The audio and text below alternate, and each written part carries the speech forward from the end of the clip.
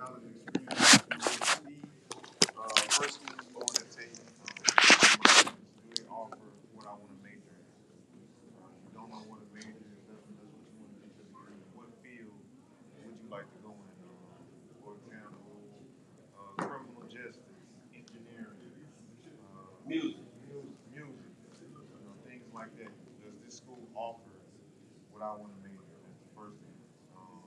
Experience you receive, your college experience, the surroundings of the school, the feel of the school. Do I simple things like do I like the cafeteria? Do I like the unions?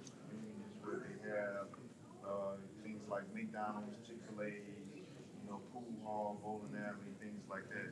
Do I like those type of things? Do I like the dorm? Just small things can get your attention when you're going to college. Do I like the uniforms? Yeah. For you guys, that can be big. So small things can get your attention. What kind of role will you have on the team, starter or on the bench for a few years?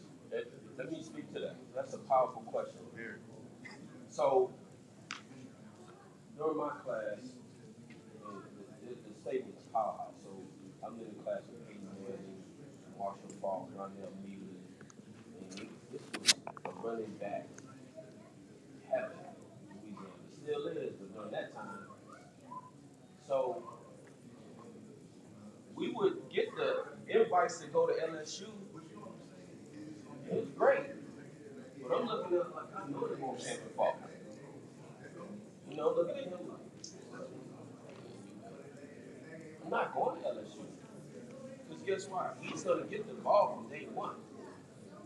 He's going to get the ball from day one. So this question is, sometimes coaches like to stack their reserves, right? So when I'm looking at you and looking at your size, I love the fact that you're saying you're kind of locked in with Southern because you may have a school that just want to take you and groom you for 3 or 4 years and not let you get out there. Southern, you'll be lining up really, really soon, and that's what you want. Okay? So for me, it was about making that decision on like, who am I who's gonna get me out of the field? So right now, I'm in my college's sports hall of fame. Nearly 6,000 all-purpose yards. So when I go back to that small school, like I'm the man.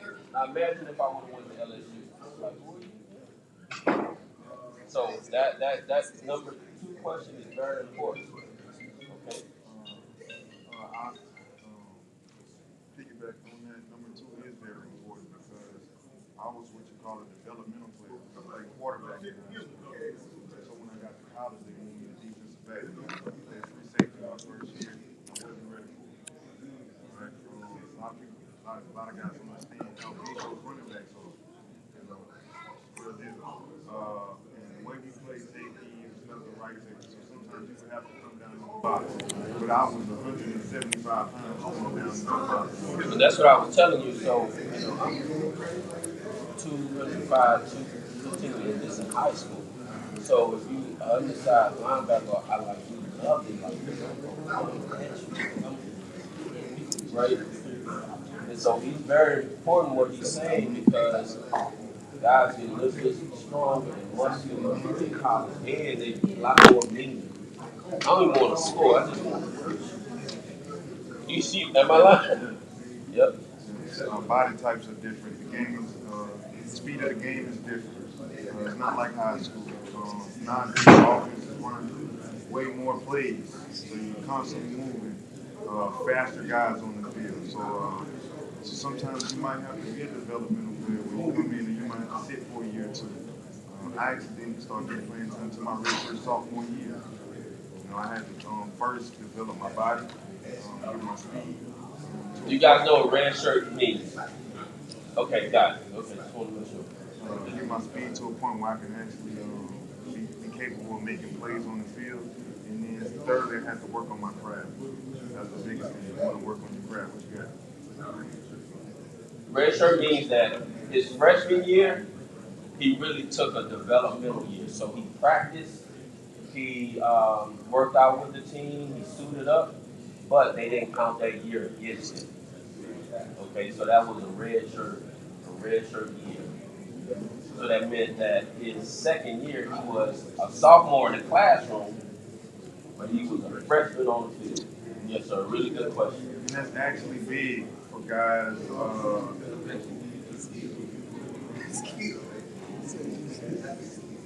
But that's actually big for guys if you want to obtain your master's degree. Because you're going to have an extra year to play after you graduate. And the school is going to have to pay for at least first year you're getting your master's degree.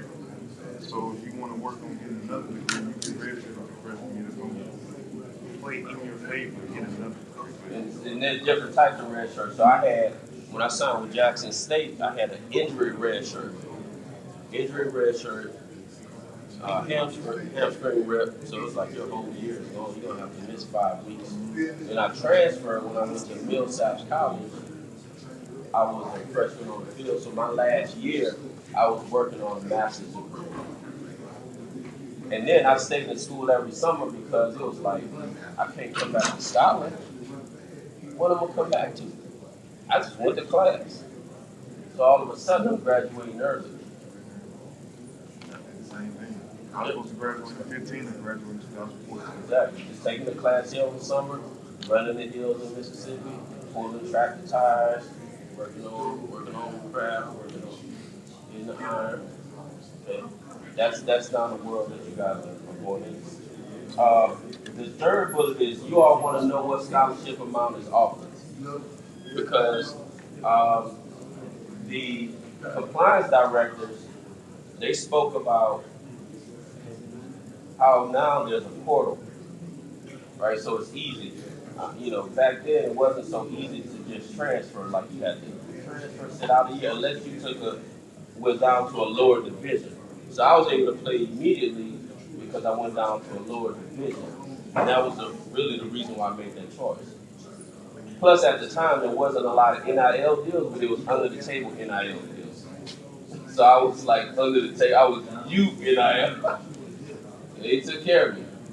Now you guys don't have to do the sneaky stuff.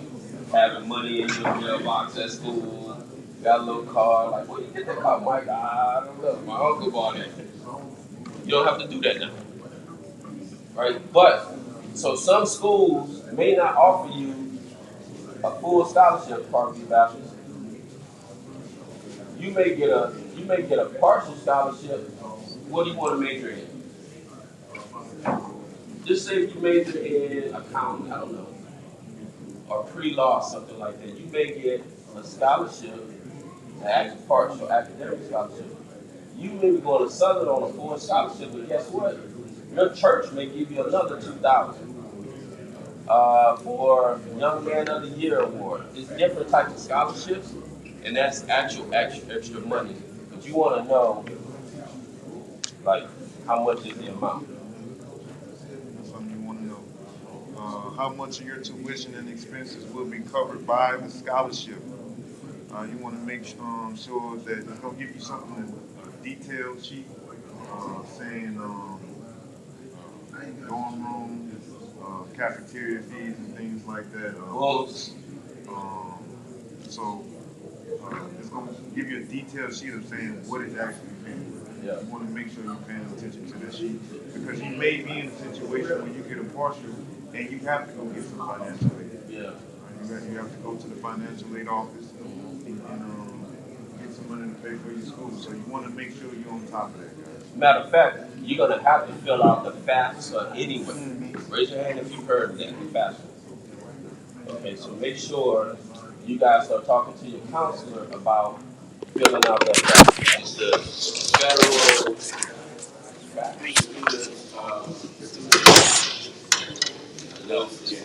so the government does allow for certain grants,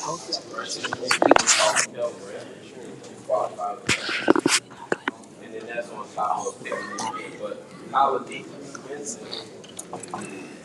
It's very, very expensive. And so if you're blessed to have a full scholarship, that's great. But there's still other funds, other funding that you can get to help cover the cost.